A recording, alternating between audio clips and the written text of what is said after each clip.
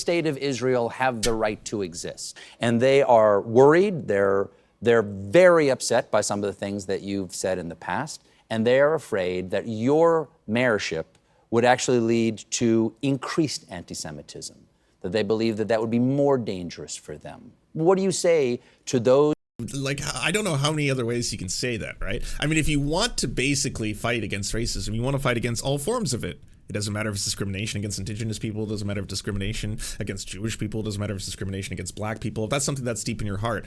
But then why are you doing that thing? In the very phrasing of the question itself, where you are like, hey, by the way, I want to associate all Jewish people in the entire planet with the state of Israel, as soon as we made the deal, they came out and they dropped a load of bombs, the likes of which I've never seen before. The biggest load that we've seen. I'm not happy with Israel. You know, when I say, okay, now you have 12 hours, you don't go out in the first hour and just drop everything you have on them. So I'm not happy with them. I'm not happy with Iran either. But I'm really unhappy if Israel's going out this morning because of one rocket that didn't land, that was shot, perhaps by mistake, that didn't land. I'm not happy about that. You know what? We basically have two countries that have been fighting so long and so hard that they don't know what the fuck they're doing. Do you understand that? Not only can you take a load, you can take the ultimate load, and even better than that, that you find your true calling and destiny in your willingness to take the ultimate load. If you want to ask what is actually taking place, I mean, you know, Al Jazeera has pretty consistent minute-by-minute updates. As of right now, Israel warns campaign against Iran is not over as ceasefire takes hold. Netanyahu claims historic victory over Iran. Iran's president declares end of the 12-day war. No one in Iran will give up nuclear technology. Foreign minister. Iranian lawmaker says the IAEA boss should be banned. Truce makes the Middle East and the world safer, says a German leader. Netanyahu says Israel has achieved all of the war's goals. What is, like, again, just a bunch of fucking men with weapons, babies shooting and killing one another, mass slaughtering. And the whole thing obviously is running a lot of cover for the genocide that Israel's doing, because now all the West have been given a gift. They don't have to actually acknowledge or talk about it anymore. If you bring it up, they're like, oh, well, at this moment in time, I think what's the most important and concerning to the safety and security of England happens to be Iran's ability to never have a nuclear weapon. And that's why, while there may be other things happening, we need to concentrate and focus on this. It's just, again, it's not something to tolerate. We can't allow it to happen. If it happens, it could mean, you know, the end of the world. It's for the safety and security of the entire planet that we must continue, again, to bomb a bunch of other nations that have never attacked us. Which, again, just is so wild. He can stop this. Just keep that in mind. I said the same thing about Joe Biden back when Joe Biden was like, my red line is the Rafah border crossing. If a single tank touches down in there, a single soldier, an IDF soldier, I'm no longer going to be supporting them. I will pause shipments on bombs. And now it's gone. It's gone. And then, of course, you know, he can be like, oh, Joe Biden is so sad. He's so upset. He just doesn't know what Netanyahu is doing. Again, like, if this was me, all right, and I had a neighbor, and that neighbor would occasionally just run 3 houses over and unload an entire clip into the house, like just shoot the whole house up and then come back and be like, hey, I did that because I was worried that they might have a bomb in their garage. So I wanted to kill everyone inside first, preemptively, to make sure that I will be safe. I wouldn't sit there and be like, I am upset because that sounds criminal and insane and you might have killed some people, but I do have to keep giving you money and more bullets and guns. Because you do have a right to defend yourself, and so here's more money, bullets, and guns. And now, please, you know, use it responsibly. Don't do wild things with this, even though you are now heavily armed and can do that. And then if they just ran over and unloaded that entire new clip into a separate house, being like, I think there might be a bomb in there as well. So I just had to preemptively strike that home too. Then I mean, that's more upsetting than it was before. But again, I guess I do have to give you all of my money and all of these fucking weapons. Yeah. I can't afford to pay for the health care of my own family. The house is dilapidated. It's falling apart. I mean, they have no education because I can't afford that as well. But I am going to keep giving you the money and the guns so you can keep on keeping the rest of the community safe by, again, just wildly attacking everyone else. Level of depravity and evil where there are millions of people who are being forcibly crammed into very tight, horrifying spaces in extreme heat. And then all of them, while starved, they're being forcibly starved, are being told that they're now going to gain access to food. At which point, when they try to get the food, they are fired upon and massacred in something that the IOF is calling the Hunger Games. The report, authored by researcher Yaakov Garb, hosted by the Harvard Dataverse, offers a spatial and structural analysis of 5 compounds established by Israel with American involvement. The study is titled The American-Israeli GHF Aid Distribution Compounds in Gaza, Dataset and Initial Analysis of Location, Context, and Internal Structure, and it contends that the design, operation, and locations of the compounds are deeply incompatible with humanitarian principles. According to the report, the compounds are situated in areas that are declared buffer zones by the Israelis, where civilian entry is formally restricted. Civilians must cross dangerous terrain, often on foot, through areas marked as no-go zones to reach the compound. Once there, the sites offer no shelter, water, or sanitation, and are designed with narrow entry and exit corridors, maximizing control through surveillance and armed security. Rather than being run by neutral humanitarian agencies, the compounds are staffed by private US-based security contractors under the protection of Israeli forces. The internal structure, uniform across all 5 locations, is described as a fatal funnel, a term used in military planning to denote bottlenecks designed to restrict movement and heighten vulnerability. These findings raise major concerns regarding Israel's compliance with the 4th Geneva Convention, which obligates occupying powers to provide and facilitate humanitarian aid through neutral and independent means. The absence of basic facilities and the overtly securitized structure of the compound suggests a deliberate departure from internationally accepted aid practices. Yeah. They are actually doing like a fucking game show style massacre, mass massacre of civilians, where people have to go into areas that they know are dangerous, that they know they can be shot and killed in. And then once they get there, they are funneled into even more scary and dangerous terrain, where they are then fired upon for trying to have the audacity to find food for their families. This is what is taking place. And again, if you are an American or a Canadian, I'm sorry, Canada, a part of our tax dollars are going towards this too, but if you're an American, you are paying for this. If you're ever upset where you're like, yeah, it really sucks that I pay taxes at the end of the year and we don't really get a lot of benefits for it. I don't really get good health care, the roads are dilapidated, it seems like the education system is collapsing in free fall. Well, I mean, a percentage of money is going towards whatever the fuck this horrifying spectacle is. Further compounding the issue is the population figures included in the same report, drawing from estimates attributed to the Israeli Defense Forces sources. So this is directly from the IDF. The report maps 3 remaining population enclaves in Gaza. Gaza City at about 1 million, Mawasi at about 0.5 million, and Central Gaza at 0.35 million, totaling 1.85 million people, and the pre-war population stood at 2.227 million, meaning that 377,000 Palestinians are unaccounted for, most likely massacred. While some are missing, maybe displaced, or hiding in inaccessible areas, the scale of the gap suggests a larger humanitarian catastrophe than has been publicly acknowledged. The figure far exceeds confirmed casualty numbers, prompting urgent calls for investigation into displacement, death, and starvation, and dehydration, and lack of medical access. The report concludes that the compounds do not bring food to needy populations, but rather entice, under conditions of severe duress, some portion of the population into remote and highly militarized settings. It warns that the system is likely to result in repeated civilian exposure to harm and could generate further violence in the guise of crowd control. And yeah, it's fucking sick. So again, when he sits there and he's like, I have no idea what the fuck they're doing. No one knows what they're doing. Well, I mean, you could stop this. The President of the United States could. He does have a lot more power in this situation than anyone else. Don't believe the fucking, media circus of it all that we've been having to tolerate for as long as I've been alive, where there's this constant song and dance where it's like, oh, the President of the United States is so sad. It's so sad.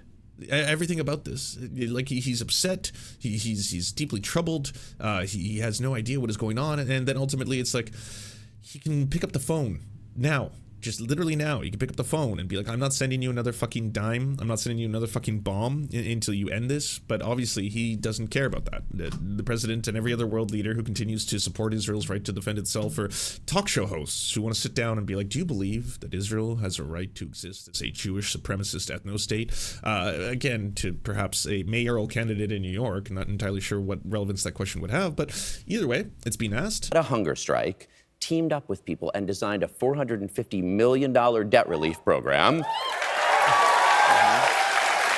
And has now built on that with a vision for a city that all New Yorkers can afford, whoever they are. And I find it inspiring. And so I hope folks will rank me #1 on their ballot and rank Zohran #2. Mr. Mamdani. And I think, you know... Oh, breaking news. We have a massive endorsement that just dropped. It would appear that Andrew Cuomo has gotten the coveted Laura Loomer endorsement. God forgive me and bless all of the grannies who died in the nursing homes. Forgive me for saying this, but I hope Andrew Cuomo wins the New York mayoral Democrat primary tomorrow, so New York City isn't destroyed by a Muslim communist on the ballot named Zohran, who hasn't even been a U.S. citizen for 10 years. I never thought I'd ever hope Cuomo would win, but like I said, God forgive me. That's amazing. So, hey, by the way, Andrew Cuomo has cinched libs of TikTok, higher right check, white supremacist Charlie Kirk, white supremacist Matt Walsh. Who else? I every day it's like, you know, Skeletor, has he sounded off? I just feel like, you know, the ultimate evils are collaborating to make sure that they give Andrew Cuomo all of those last second endorsements, you know, to make sure that he wins.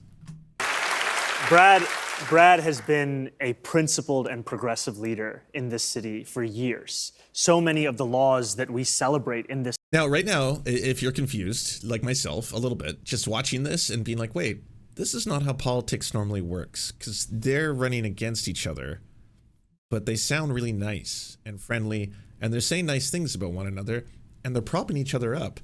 This is why ranked choice voting is fucking awesome. It's awesome. Because again, the way it works is if you have your choices and at the very top you say, okay, I want Zohran, he's my guy, so I'm going to vote for him. He's #1. But there's a chance that other people will vote for someone else who's even worse. And so I want my vote, if Zohran doesn't win, to still count. And so if I have a #2, that means if Zohran doesn't win, my vote is still counting and has power and goes to my #2 choice. And then if that person doesn't win, my vote still counts because I get a #3, and then a 4, and then a 5. You get 5 different chances to have your vote matter. So you can actually do this thing where you actually vote for multiple people at the same time, thereby making them collaborate with one another, work with one another, discuss issues with one another, campaign with one another, and actually be like, hey, by the way, some of your ideas I think are a little bit extreme. You know, some people are calling you a communist, a socialist, a Marxist, and then on the other end, Zohran can be like, I mean, whatever you want to call it, I think people should have the ability to have housing, healthcare. I think that public transportation should be free. I don't care what you call that, but I think that should be essential to just, you know, a society, and especially a city where we're as rich as we are, right? Like we're one of the wealthiest cities in the entire planet. We should be able to afford to have people not live on the streets anymore. If you want to call that communism, that's fine. If you want to call it being a decent human, that's fine too. Oh, all of Brad Lander's audience just got exposed to something that makes all of these ideas seem way less scary. This is so cool. This is great. You want to see more of this? City are ones that he actually brought to bear. And I'm talking about someone who founded the Progressive Caucus in the city council, one that billionaires and corporations want to buy. And this is a tale that we're seeing across this country, where it's a battle of organized money versus organized people. And ultimately, it's a question for our own party of how do we move forward? Do we move forward with the same politicians of the past, the same policies of the past that delivered us this present, or do we move forward with I'm Norwegian and I'm paying attention. I'm from Amsterdam and I'm paying attention. Yeah, there you go. Hey, I know because Vancouver is a lot smaller and not nearly as exciting as New York, you probably didn't hear about our local by-elections, but we did a very similar thing to what Zohran and a lot of the left are doing here in New York, which is that we ran a campaign centered around, again, a socialist candidate, and we focused entirely, again, on not taking donations from corporations, being grassroots, organizing by, knocking on doors, all that kind of shit. And the strategy that they enacted there, which I think should be emulated in other cities right now, was to basically reach out to tenants, because there are way more renters in any major city than there are landlords, and start reaching out to them and appealing to them and talking to how their needs aren't being met. Either way, we were up against a massively corporate funded right wing, corporate gets funded by fucking Lululemon of all people. example, the founder of Lululemon, Chip Wilson, was, you know, a huge founder of our pro-cop mayor and his party, ABC, which sucks. But we destroyed them. We absolutely blew them out of the water. I think it was like over 60,000 votes for our candidate, who was, again, radical left, as far left as you can possibly be. Like, I thought he was too extreme to get elected, honestly. When they first proposed that he was going to be the candidate, I was like, I've been on his social media. I mean, I have a feeling he'll be too easy to destroy. In the same way that they're trying to do the same thing with ZOHRAN right now, where it's like, you didn't see all of the racism, and you didn't see all of the mocking, and the fact that, like, you know, unearthed video shows that he actually tried to be a hip-hop artist, and he actually made a hip-hop song with his own grandmother. You didn't see any of that shit until he was, like, almost in the lead. And then everyone started to take him very seriously and be like, okay, what's this guy all about? Wait, he's a Muslim. He's a leftist. A Marxist communist Muslim. Oh my God. No, this has to be stopped. We have to put an end to this. Let's get racist. We got to get racist. I mean, time and tested strategy. Get as racist as possible. With a new generation of leadership, one that is actually looking to serve the people. Well, despite this being a New York City race, foreign affairs have become part of it, partly because this is such a multicultural city. And so I'll ask the same question to both of you. I'll start with you, Mr. Lander. Is this the question? Because, man, what a lead-in. He does make it seem seamless, right? You're like, this isn't what I think it's going to be, is it? I mean, he's a professional. State of Israel have the right to exist.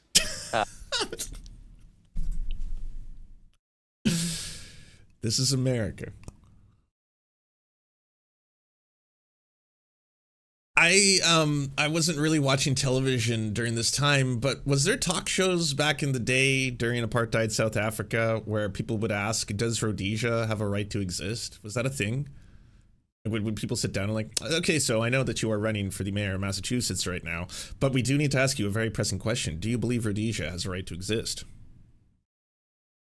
I know it's not really related to the election or what you're going to be doing or your policies, right? But this is basically the literal second question they were asked.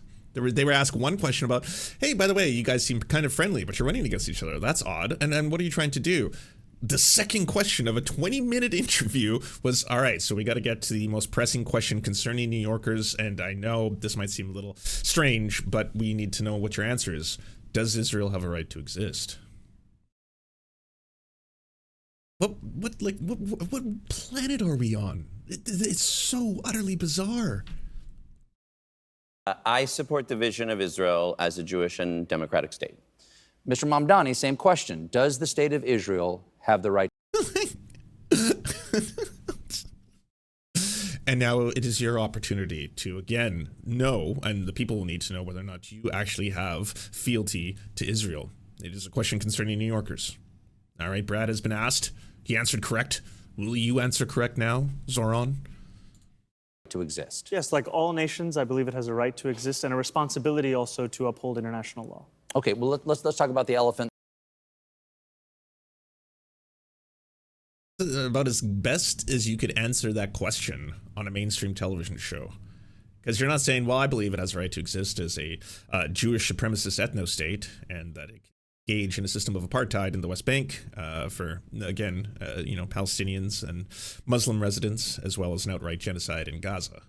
I guess that's the implication that you wanted to hear me say, right? The room is that there are many people in New York, even people who would support your candidacy otherwise, who don't want to support you because of the Jewish community's fear of the true and rising anti-Semitism, not only around the world, but in this country and shamefully in New York, which is the largest Jewish population of any city other than Tel Aviv in the whole. So, yeah, it's just as bad as the clips were saying. There's a lot of things going on in what seems to be a relatively benign question, and one that also seems that it gets coming from a place of concern, right? Because obviously, if you do care about racism and you do care about anti-Semitism, it's something that anyone wants to fight, and it's something that obviously ZOHRAN has had to deal with as soon as the attacks on him started to ramp up. Oh, okay, here's the easiest way that we're going to be able to target him. We're going to say that he is, again, a scary Muslim man with a large beard, and, he wants to globalize the Intifada, and he is here to obviously commit acts of anti-Semitism. But even in the framing of this question, first off, you are doing the dual loyalty trope, of which there are many Jewish New Yorkers who not only support ZOHRAN, but also who don't support a Jewish ethno-state or Jewish supremacist state of Israel. But the way that it was just phrased by Colbert there, where it's like, well, I mean, there are a lot of people who are concerned within the Jewish community that you're not willing to, again, say the line that every other politician in America is required to have to say for some reason. And so we need to know whether or not that means that you yourself are an anti-Semite.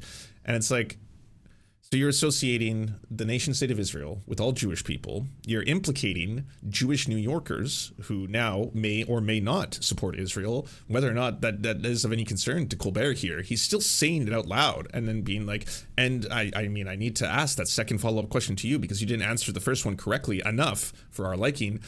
You, sir. Yes, the Muslim man. Do you believe that Israel has a right to exist as a Jewish supremacist ethno-state? I need to hear you say it. And if you're not going to say that, I mean, world. And they are worried. They're very upset by some of the things that you've said in the past. And they are afraid that your mayorship would actually lead to increased anti-Semitism, that they believe that that would be more dangerous for them. What do you say to those? Just kept going. Wow. Yeah, that sucks. Yeah, you hate to see it, but I am canceling Stephen Colbert in my heart.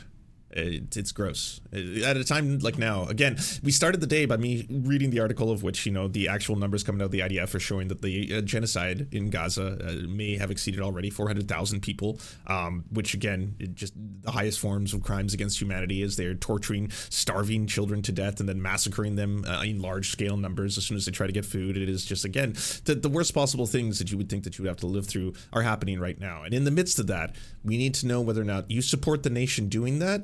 And if you do not, I need to associate what that nation is doing with all Jewish people. All Jewish people. We're going to hijack their ethnicity. We're going to hijack their religion. We're going to make sure that every single person who doesn't support this nation state is actually an extreme racist who hates Jewish people. And we need to know whether or not you feel about that. What's on that, ZOHRAN? New Yorkers who are afraid that you wouldn't be their mayor, that you wouldn't protect them.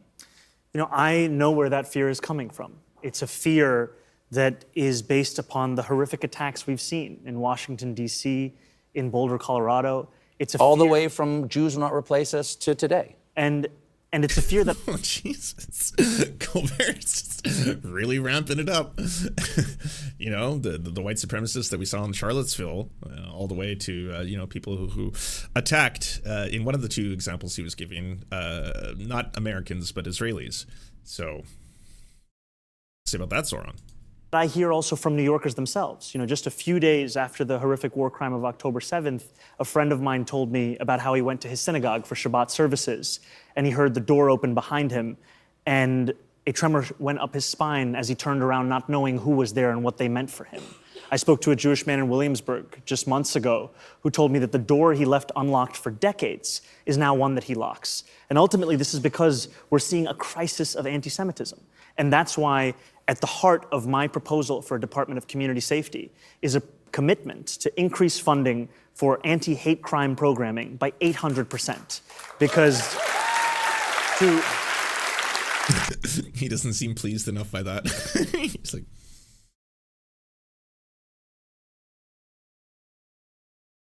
I gotta ask you another follow-up question. Do you hate the Jews?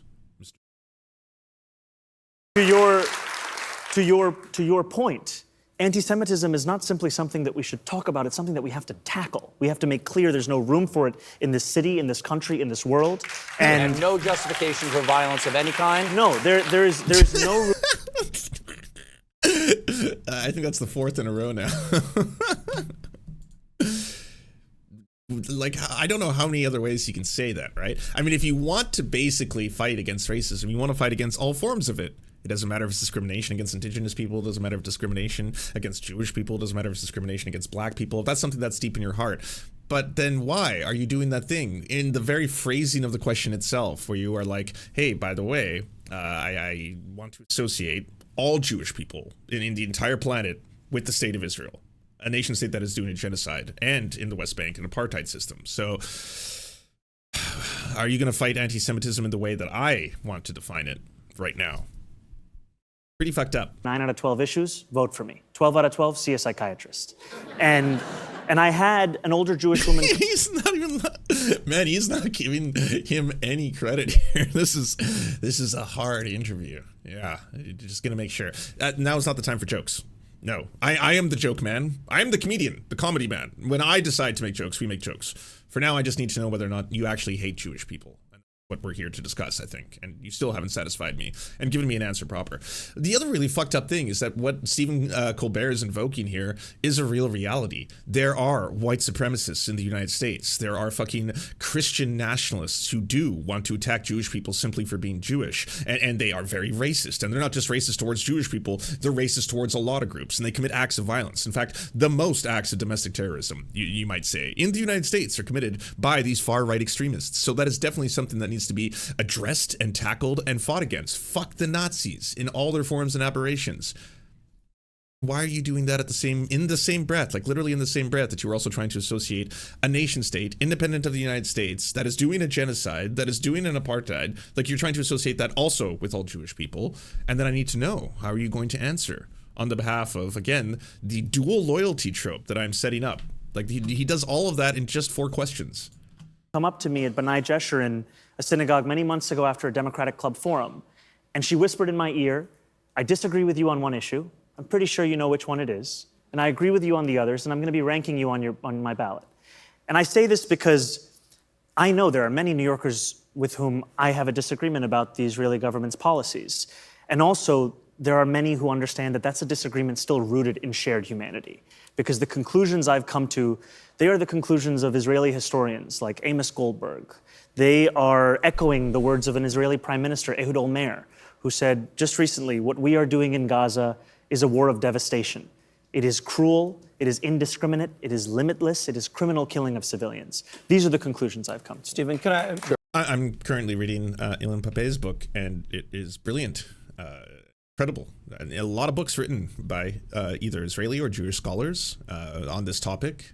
You do not simply have to choose to read ones written by white people here in Canada or in the United States. And honestly, it's one of those things where everyone who's reaching that conclusion is reaching the same conclusion that you reach, where, like, I love how Ta-Nehisi Coates put it, where he was basically like, we're supposed to oppose apartheid no matter where it takes place, regardless of the nation state committing it. And this is supposed to be a fundamental human value of which we are, going to collectively accept, that there shouldn't be a separate system of living conditions based on your religion, based on your ethnicity, based on a whole bunch of other factors. We shouldn't segregate society because we understand that principally that is evil. And in this case, it's something that you're not allowed to either recognize or talk about. I just finished the message. Oh, it's such a good book. Such a good book. Huge shout out. Please. I mean, And by the way, before you answer, I want to say, if we're not able to fit everything in this interview on the broadcast, we will put the whole thing up online unedited.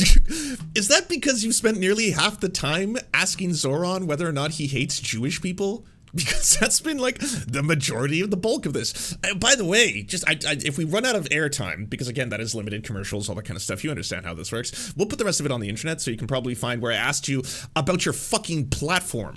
Like, what's your platform? Could have been like one of the first questions you asked, by the way. I mean, he did just not want to be out of the gates like, all right, we have to address the elephant in the room, and that's why you're here, is obviously for me to ask you whether or not you support Israel in all ways. So, but wait, you know what? We're going to have some fun. So before that, hey, you guys are friends, but you're running against each other. Tell me about that. That seems neat. Cool. Now it's time for the elephant in the room. You've all been waiting for this, and we need to see how he responds live. Okay, go ahead. So, look, I'm a proud Jewish New Yorker, raising 2 Jewish kids here is the joy of my life. I'm the highest-ranking Jewish elected official in New York City government. I'm nervous about rising anti-Semitism, and also, I believe in the humanity and the human rights of Palestinians, and I know that it is possible. By the way, despite their attempts, you know, this is a pretty fucking beautiful moment, because there's this constant drive to just make us all fucking fight each other and make groups fight each other. And then you'll see that, right? Sometimes it feels like it's CIA fucking operatives or whatever, but sometimes it's just fucking terrible ass discourse online where all of a sudden it's like, hey, these are not our people, we shouldn't be defending them. Hey, this is not our fight, we shouldn't be doing this. Oh, by the way, did you know this person did this? Hey, this person did this at this point. So yeah, and then it's like all of this is trying to pit marginalized groups against one another, to have them fight one another, as again, the deeply backed corporate interests of the United States, fucking mainstream Democrats, continues to just win victory after victory.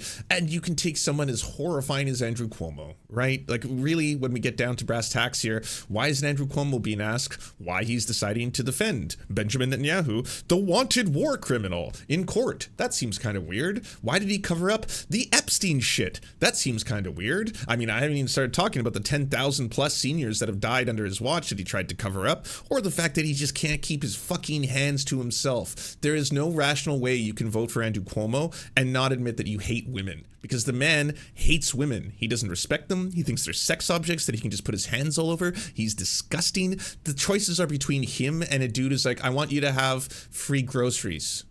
Clean up your That's room. the choice.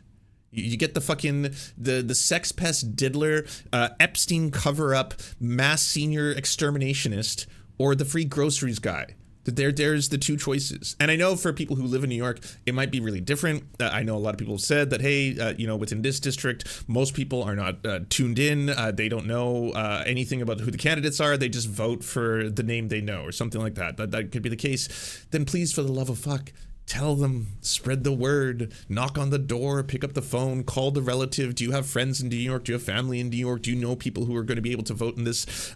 Tell them, explain to them what is going on, and explain to them, because I don't think any rational person who's going to vote or rank, Andrew Cuomo knows. Like, again, or if they do know, they're disgusting as fuck and they're beyond saving at that point. If you can literally, like, legitimately sit there and be like, yeah, you know what? He's complex. The man is complex. Who amongst us isn't complex? Yeah, I mean, fuck, I don't know. Sometimes Sudoku can be complex. This dude seems like he's willing to cover up a serial pedophile sex trafficker. That's less complex and more maybe incriminating, and maybe he should be spending the rest of his days in jail or prison. I don't know. It doesn't seem as complex, right? I hate what I support that vision of Israel as a Jewish and democratic state, but I hate what the Netanyahu government is doing in Gaza. And I've been saying that a long time. And look, no mayor is going to be responsible for what happens in the Middle East, but there is something quite remarkable about a Jewish New Yorker and a Muslim New Yorker coming together to say, here's how we protect all New Yorkers,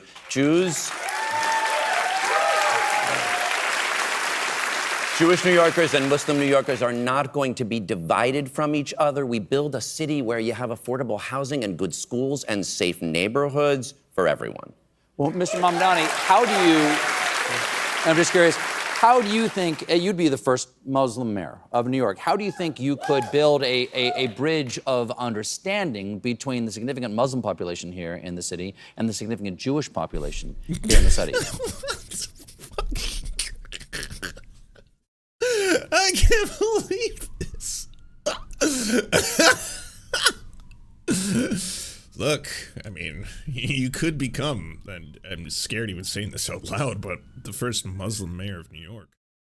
And I mean, this is a question I have certainly asked every other possible candidate. How are you going to bridge the gap between the Muslim population and the Jewish population? Why are you pitting them against each other in the formation of the question itself? Like, Jesus Christ, Stephen, hit the streets, all right? You are so out of touch, this weird liberal Zionist ideology at this point. Like, the people who are leading the charge in a lot of these protests are Jewish people, and they are locking arms hand in hand with Muslim people who are all doing this because they're standing up for human rights, because we're all humans at the end of the day. To sit there and be like, I mean, at the end of the day, Mr. Mamdani, I know I've asked you a lot of questions about this, specifically about whether or not you hate Jewish people, and I know that it's pretty strange, but either way, I need to ask you a sixth one, okay? I need to know how you, as a Muslim, would be capable of, again, uniting what is clearly friction happening between the Muslim community and the Jewish community. No, there is a lot of friction going on right now, but it is between people who are pro-apartheid, pro-genocide, pro-colonialism, and everyone else who wants it to fucking stop. That's it. You can try and divide the line along racial categories, sexual categories. You can try to do the, oh, what, queers for Palestine? They'd kill you. I can't believe that you would support that regime when they bomb you there. Again, you're trying to do the thing, you know, divide all the groups against one another, pit them against one another, instead of, again, uniting against, say, billionaires. Imperialism, colonialism, the real things that are fucking up the world. These are actually what fucked the world up. But for them to have power and to maintain power, you got to keep dividing us. You got to make white people hate black people, make black people hate Asian people, make Asian people hate Jewish people, make Jewish people hate indigenous people. Whatever direction you're doing it, make fucking straight people hate gay people, make gay people hate trans people. Just keep making everyone hate each other, hate each other, hate each other, fight each other. If you just keep doing that over and over and over, you will be distracted. You're not going to look over and be like, who's actually fucking up the world right now? Who's actually killing everyone right now? Who's actually responsible for these forever wars, for this endless suffering? Even domestically, who is making my life shit? Is it, a Muslim man in Iran?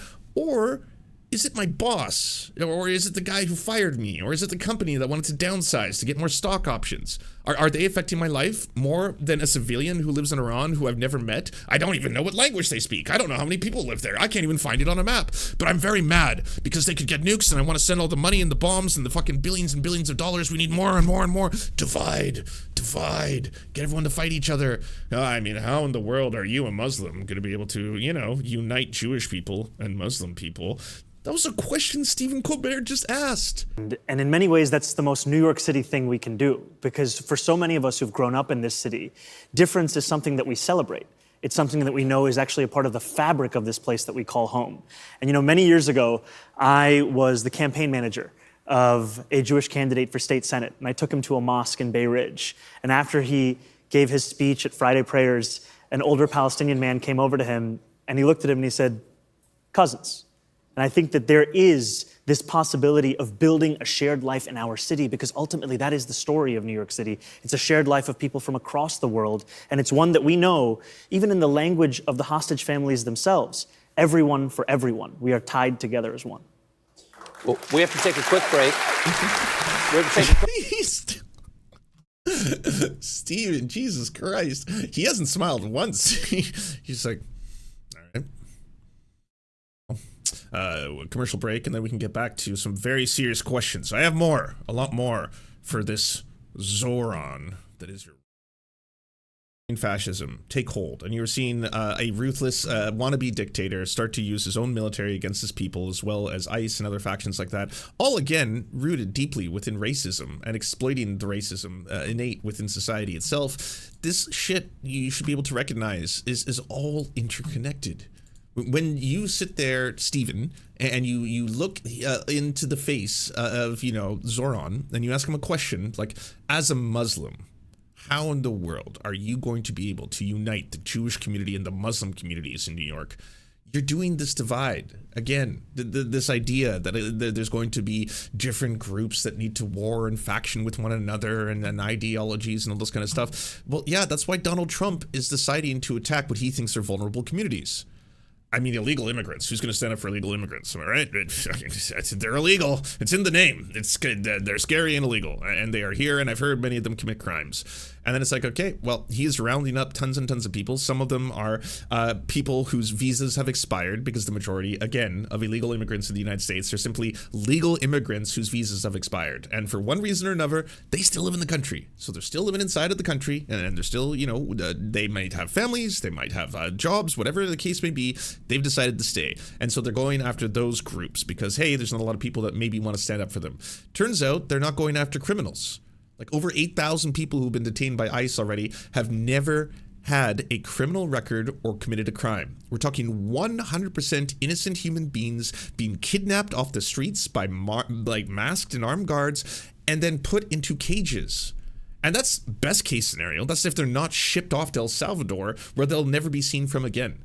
And that is what is taking place right now. And if that is not one group that Donald Trump feels that he can now go after because it is becoming increasingly difficult, well, why not go after people who stand up for Palestine? So if they are saying on campuses, or if they are protesting, or if they're going out and saying, hey, by the way, I think genocide is bad, let's attack that group. Because we can easily vilify them all by saying, well, that's anti-Semitism, those people hate Jewish people, from the river to the sea, apparently is a anti-Semitic slogan that denotes extreme violence. They are calling for the mass extermination of Jewish people globally. Let's arrest them. We'll go after this group now, because, hey, not a lot of people are going to stand up for that. And so in one case, he can sit there and he can be like, this is wrong.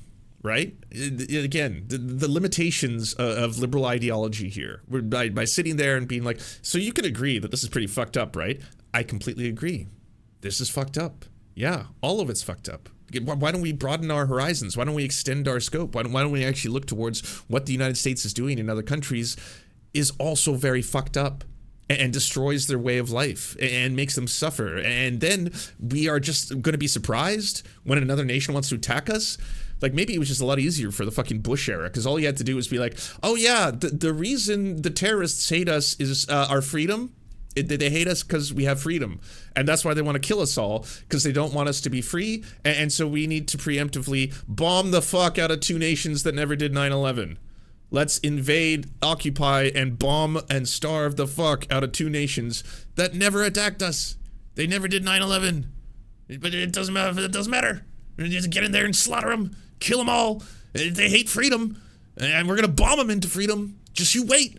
And then it's like, yeah, well, why do you think maybe some nations might be a little upset at the United States? When you see video footage and it's like, oh, I can't believe that they were saying death to America. Why is that? Why does that keep happening?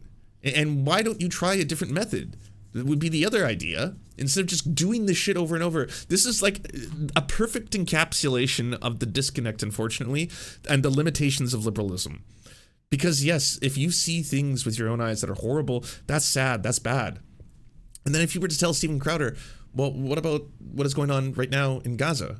Like, did you hear about the numbers? Apparently over potentially 400,000 people have been massacred. They're doing a mass starvation of a population of half children. They don't have water. They don't have food. And they're so desperate that they are now cramming into areas they know that if they go to, they could be shot on sight, but they have to do it to try and get a bag of flour for their kids. And then as they go into these horrifying death traps, they are fired upon and massacred by soldiers who are doing something that they are calling the Hunger Games. AKA they are trying to do some weird, grotesque Holocaust-style game show where they just shoot children in the face for trying to eat. Isn't that bad too? Isn't that sad?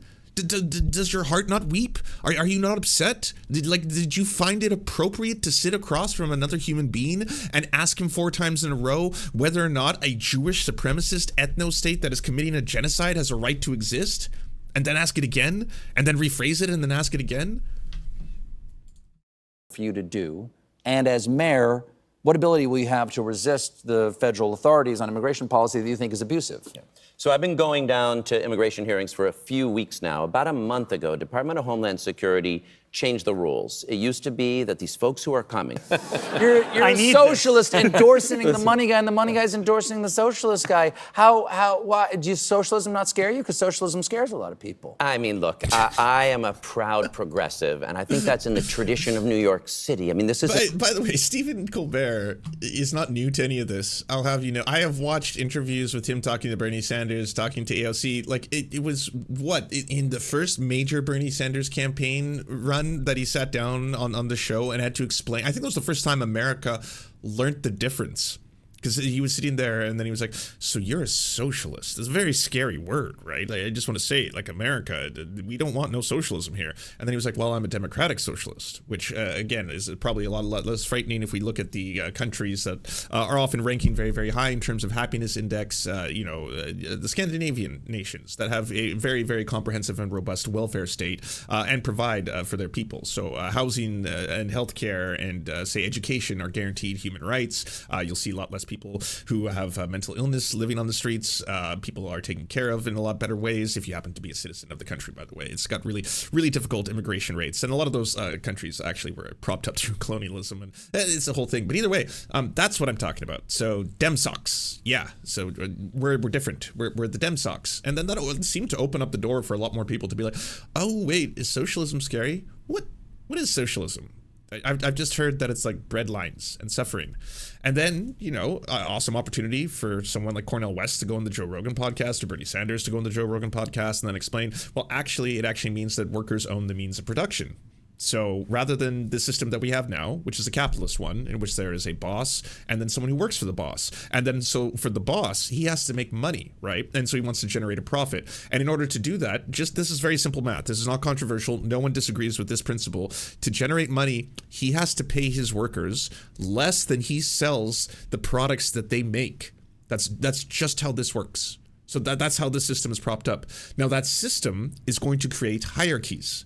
Just by the way it exists, that it is built into that system, into the capitalist system, because we have, again, the boss and we have his employee or employees. He could have several employees. And this dynamic stratifies society, creates inequality, and causes a lot of problems. If we add intersectionality to this, we can actually observe that there are different groups that also have forms of oppression, that are racialized, that are picked upon, that have difficulty being hired, difficulty finding rent based on, the imbued racism within a white supremacist. We're going pretty deep into this, but I just want to say that system, it just on its principle, that's all it is. In one situation, you have a capitalist economic system, boss and the people who work for him, and he exploits them. You might not call it exploitation. You could say that he's a job giver and they should be grateful. That's fine, however you want to rationalize it, but this isn't controversial. None of the things I've said so far are disputed. Again, it's very basic math, and it's things that have been discovered outside of Karl Marx. Again, there are numerous other scholars, including,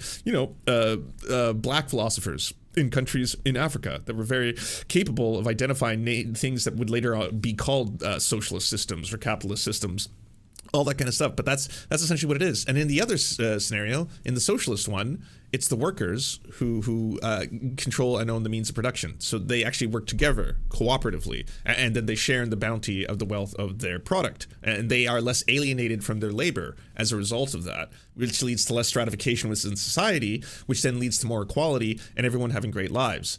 Because the current system we have now, basically 6 white dudes have half of the entire wealth of the planet.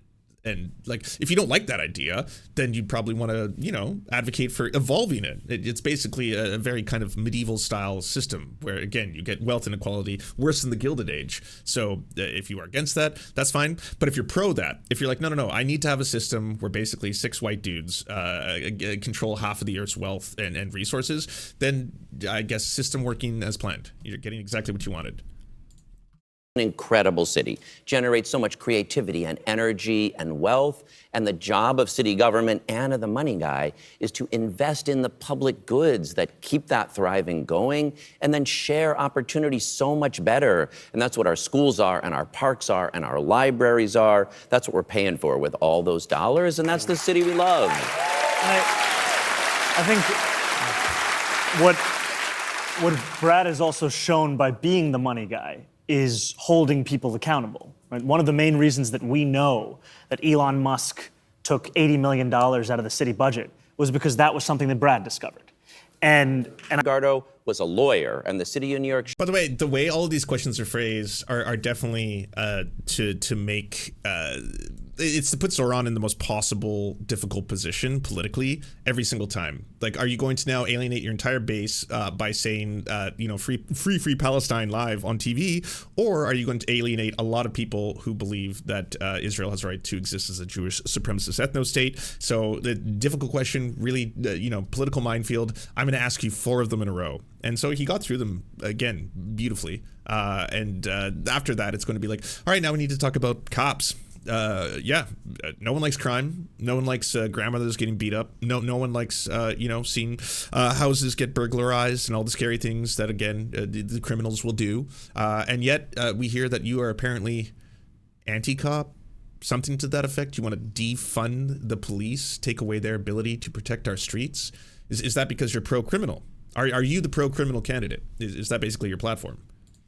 should be paying for legal representation for people who are facing deportations. Zohran's been nailing all these confrontations. Oh, absolutely. Like I said, like a lot of this, obviously, model it, use it going forward, especially for leftists who are running in smaller or local elections. You can see how if you have someone who attacks you, for example, saying that they believe that you happen to be anti-Semitic, you can flip it right back on them in the way Zohran did, especially because he has lived with enduring racism his entire life, and be like, I actually care about this issue because I care about racism, because I have experienced racism, discrimination my entire fucking life. So no, I fucking detest anti-Semitism.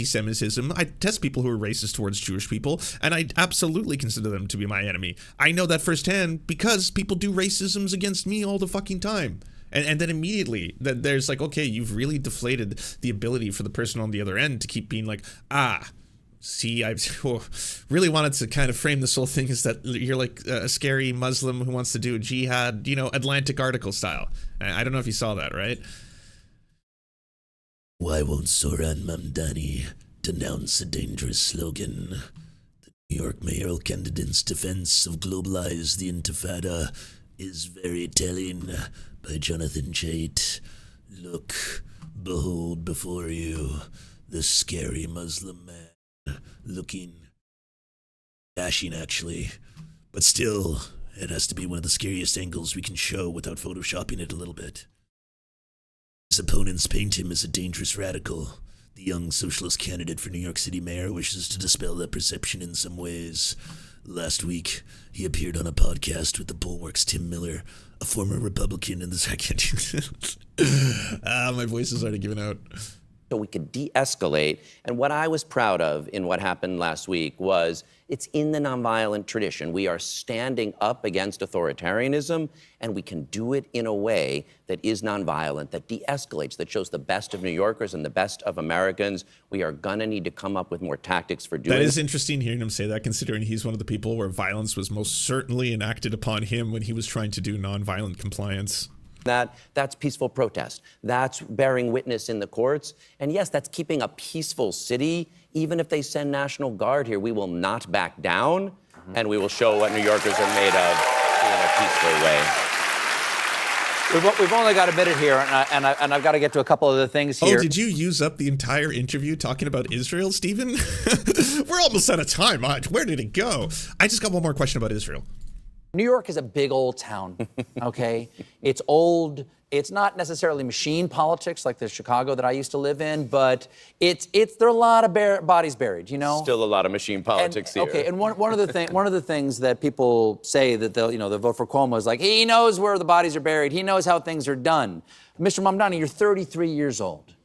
You know, a fresh face is very good. New ideas are very good, but why should the city trust someone with so little governmental, especially executive experience, to run the greatest city on earth? No, I think it's a moment for... See, I'm going to be honest. My answer to that would be like, well, Cuomo had a lot of experience, and he covered up the deaths of 10,000 seniors. He just fucking massacred them. Yeah, glassed. So... Also, with all of his experience, he unfortunately wasn't unable to tell his brain to stop, being directed by his own penis. That unfortunately, the experience didn't really seem to come into question there. I guess, yeah, he also does have a lot of experience in defending serial pedophile sex traffickers like Jeffrey Epstein, covering that up as well. Oh, apparently he's going to be defending Benjamin Netanyahu in international criminal court. So don't think he's a great guy, to be honest. Don't know if experience is helping you there. Maybe we should stop having a system where there's like a whole bunch of, say, people who don't want to be in politics anymore, but they just remain in it because there's some strange intoxicating power that comes with being in office. And we have people who aren't even sentient enough to be the president of the United States. Joe Biden had a lot of experience, a ton. And then he couldn't speak English. So again, I don't totally know where you're going with this one. For New Yorkers to ask themselves what kind of experience we want. Because what we see in Andrew Cuomo is the experience of resigning in disgrace, the experience of cutting Medicaid, of cutting hundreds of millions of dollars in funding for the MTA. Oh, okay, never mind. He did it. He's just way more eloquent than me. Fair enough, because he knows what he's doing. That's why, by the way, you also need to be of a certain stock to do what Zohran has been doing and do it this well, okay? He's like the guy looks like he's having fun. I don't know if he's stressed as I am about his campaign, probably much more so, but he always looks like he's having fun. He's a social butterfly. He lights up a room. When he enters a crowd, everyone's like, oh my God, you're just happy to see him kind of shit. He is completely fine going into every separate community of New York and shaking hands and hugging people and talking about how much better the city could be, that kind of shit. Like, he was built for this, all right? And not everyone is, which is why that, like, you might find some people who get into politics, and especially once, the corporate machine starts, mass producing propaganda against them, they immediately start to just be like, oh, I sincerely apologize. I will be stepping down immediately. I am so sorry for offending Candace Owens. And then it's no, don't do that. Oh, they're exploiting your empathy and your vulnerabilities and the weakness that you are showing. Attack back. You need to. The stakes are too high now. The planet is burning. There are multiple wars and genocides taking place, and the world could be a better place. You can just look towards other nations that start to improve and be like, oh yeah, you can do that. Of hounding the more than the dozen women who courageously step forward to credibly accuse him of sexual harassment. The experience that I offer is that one that I'm very proud of. As Brad was saying earlier, I think of the experience of Richard Chow, a taxi driver who lost his brother to suicide. Someone who had been sold a dream by this city as a ticket to the middle class. I organized alongside Richard and thousands of working class taxi drivers won $500 million in debt relief that brought so many of these drivers back in the dignity that they'd been denied. And alongside that, won the single largest infusion of money for the MTA's operating service in better subways, better bus service, the first of its kind fare-free bus pilot, a track record of fighting for working class New Yorkers.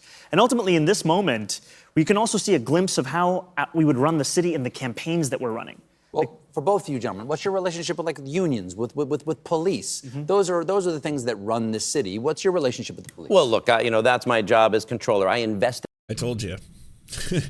I have not pre-watched this, but like eventually, yeah, hey, it's just the same shit you see on every single, basically, liberal or conservative outlet. It's going to be like, so things are scary and we need to know, are you pro or anti-cop? And it's political suicide in the United States to be a mainstream politician and be like, oh, I'm anti-cop. So yeah, I guess that puts you in a tough position then.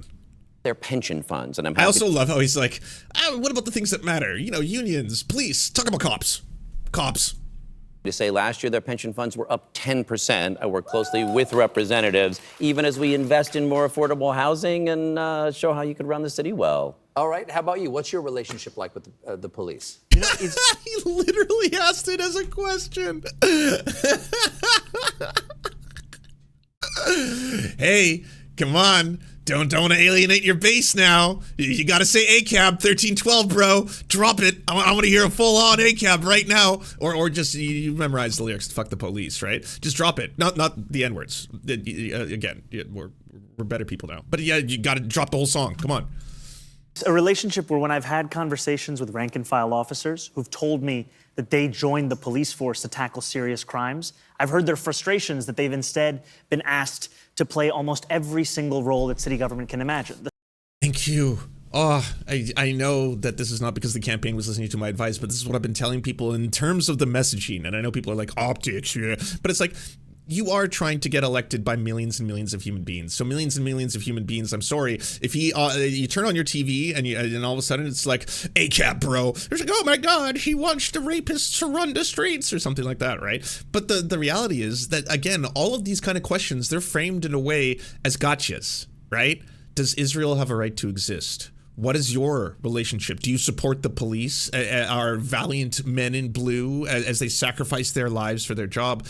But you can always reverse it. The Uno reverse card does exist, and it can be done in such a way that I do actually want them to have less stress in their job because they're being asked to do so many things in our society. I don't think they should be marriage counselors. I don't think that they should be nurses or doctors or deal with people with mental health crises. I think we pour all of our resources into the police to try and get them to handle all these things that they're simply not equipped to do. And it results in very terrible negative outcomes. And it also puts our boys in blue in danger.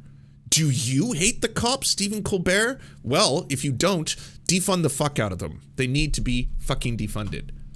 Same people who thought they were. But again, you're saying the same thing. You're saying defund the police, right? And then Obama will come along and be like, oh, that's not a good slogan. Don't use that. Okay, well, then here it is, just reworded in actual, like, this is what it means. Signing up to deal with shootings are instead playing the roles of mental health professionals and social workers. And ultimately, it's part of why we see 200 officers leave the department every single month, with about a quarter considering doing so, because we're not letting them do their actual jobs. And that's part of our vision. Let the police do the critical work that they do towards creating public safety.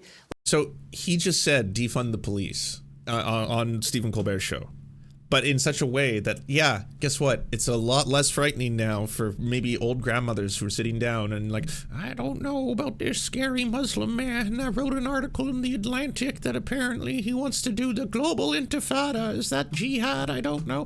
Well, yeah, it sounds a lot more reasonable when you're like, honestly, I think at the end of the day that we are pouring a vast amount of our own city's resources into a system in which cops are responsible to handle a lot of things in society which they are not equipped to do, which is true.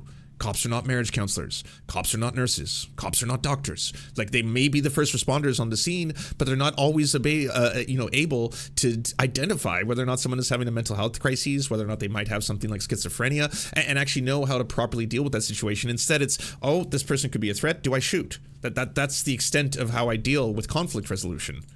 Let's create a Department of Community Safety to have dedicated teams of mental health outreach workers and social workers in our subways responding to homelessness and the mental health crisis. Well, one of the things seems to be the only practical heuristic that is like, you got to keep in mind he's not running for a small little tiny town in the middle of Delaware that has a very small population, of which only like 6% show up to go vote. It's one of the most populous cities, or is it the most populous city in the entire United States? It's the richest city in the entire United States. It has the most millionaires and the most billionaires per capita of any other fucking city in the United States. So it's rich as fuck, and it has a lot of corporate interests, and you are against that machine. You are looking, this screenshot right here, right? The face that Stephen Colbert is making, this is both the corporate media and the interests of the, again, you hear it all the time, the elites. Well, yeah, the billionaires, millionaires, people who want to keep their fucking money and don't want to have their money suddenly be extra taxed and have to be redistributed so that other people might have benefits, like food. They don't want that. They would rather that things just continue. That's why they're pushing everything onto status quo. The entire thing. Like, if you've seen these kind of articles and been like, what the fuck?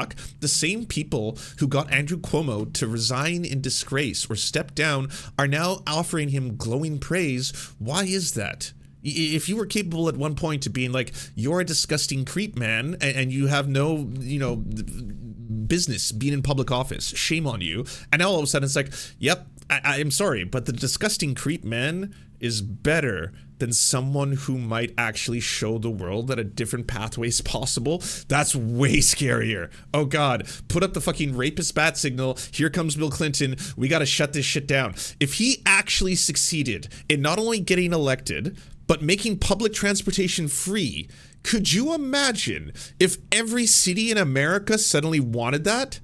If he improved the living conditions of people by relocating a lot of money that goes towards policing, the billions and billions of dollars, into housing projects, and all of a sudden there's a lot less homeless people in the streets, there's a lot less crime as a result, and a lot less drug addiction. Oh my God, they might want to emulate that in every city in America. Holy shit, no. No. Ooh, no. That's that. We are putting a stop to this immediately. He's very, very scary. He wants global intifada. He's a scary Muslim man. Have you seen the size of his beard? He apparently hates Jewish people. He's anti-Semitic. He doesn't agree that Israel should be a Jewish supremacist ethno-state. We have to destroy this. Come on, send in Bill Clinton, send in everybody. Shut this shit down now. Getting way too close. Way too close. Way too big a city. Way too much money on the line. Stephen, you know what to do. Get in there. Make him seem scarier. Ask him questions about why he hates cops, about why he hates Jewish people, and then just keep on. You can pretend that the whole thing wasn't exactly, going to be a targeted hit piece, and just, every now and then be like, so this is fun, right? You guys palling around. You guys are frenzies. That's kind of neat. But yeah. And I know we're going a little long here. Gotta ask you. People like there's an old saw that says, just, make sure the potholes are filled, okay? It's what's going on in everyone's neighborhood. People in New York are distraught because the city's dirty. Moped There's rats chaos. everywhere. There's moped chaos is not the top thing on my list, but also Not go after the rats, Stephen. Love the rats. All right? They give New York its flair. I have been many times attacked by the rats when living in New York. So, crime, Americans. you know, Yeah. what Quality can of you life. do? Quality of life. A lot of empty storefronts around the city. How do you increase as mayor, what do you do to restore the city to a sense of vitality? Well, yeah. Well, first, you need a well-run city government to deliver the services, to pick up the garbage, to keep the streets clean and safe, to run the schools well. So first, you got to sweep out all the corruption that Eric Adams has brought in, because we don't have right now top-flight people running every city agency. But think about what it could be as an answer to Donald Trump when the next mayor says, I want the best and brightest here, running that transportation department, running the sanitation. Who's winning? So I've got live results in the top right corner of the screen. You can see them right here. And as of right now, it's a dead heat tie. 100% tied. Yeah. If things change, I will alert you. But yeah, I've got it in the corner. So the update. Department and making sure we keep the streets clean, safe, the neighborhoods well run. I'm glad Eric Adams finally decided it was time to start putting the lids on the trash cans. That's a big step forward for Do you New keep the York. rat czar? We will have a rat czar. Okay. How do you revitalize the city? How do you keep it clean and safe?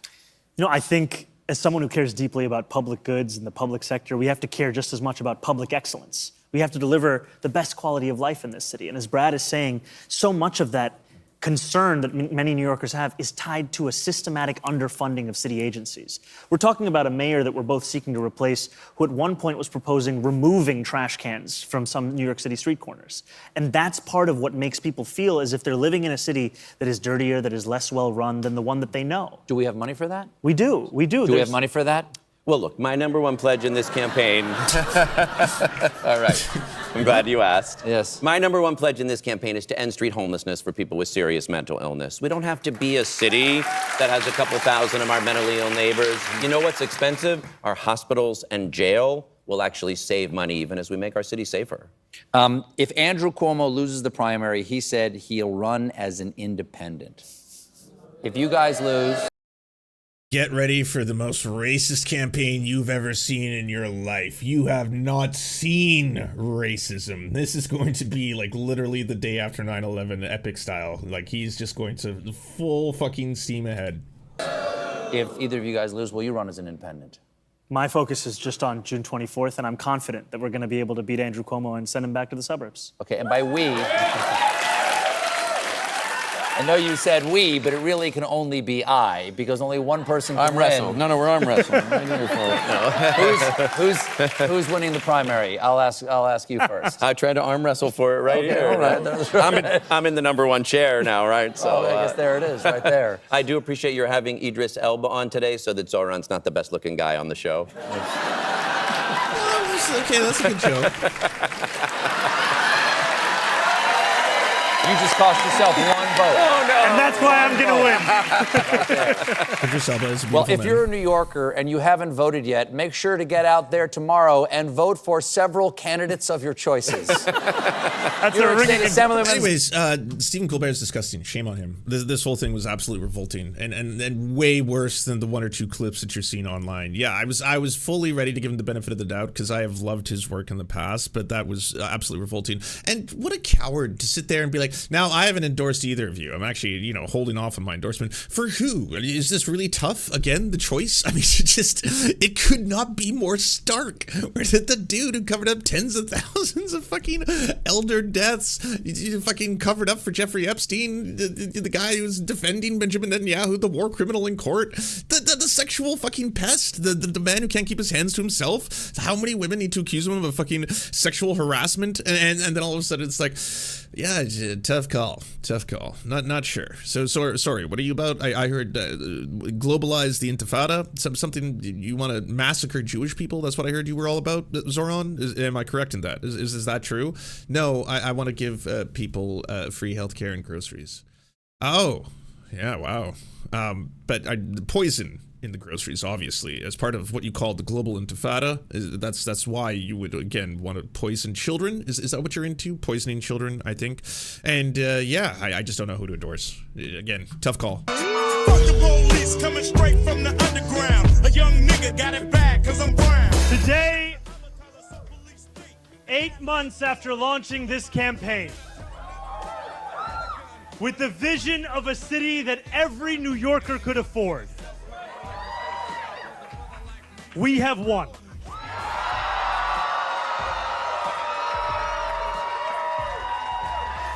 We have won from Harlem to Bay Ridge.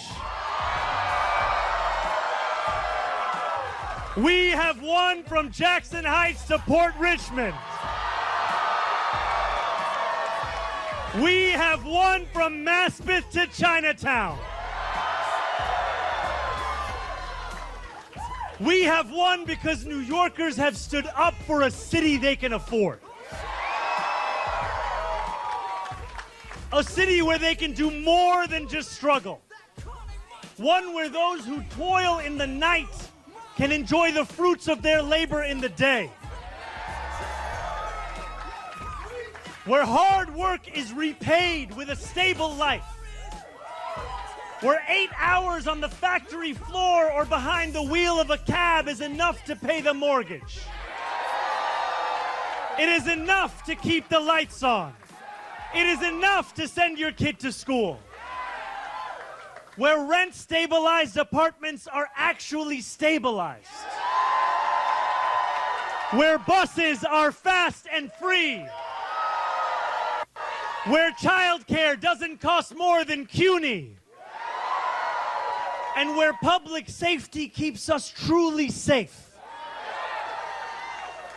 And it's where the mayor will use their power to reject Donald Trump's fascism, to stop mass ICE agents from deporting our neighbors, and to govern our city as a model for the Democratic Party.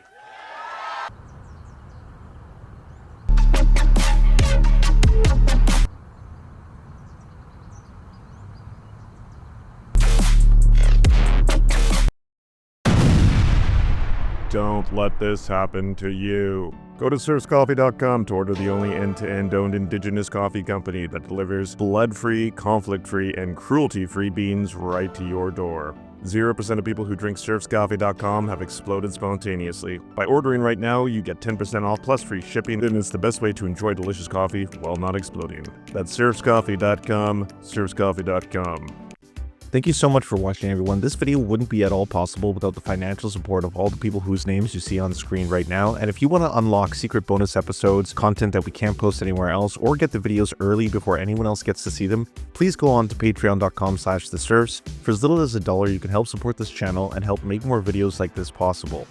Our executive producers are Anna Loves Riley, Adrian McCarthy, Bobby Lasers, Cheryl Alvarez, Comrade Junkie, Doug Caddy, Everything Important, Garrett Sandoval, Hagbard Celine, Jimmy Sombrero, Multimondi, Omni, Political Papi, Preston Kroll, Quiet 185, Richard Boehm, Riley and Anna, Roller Dragon, Cernicus, Stellar Gwyn, Sebastian Demel, Tigwick, Trav, and Words Greenwood.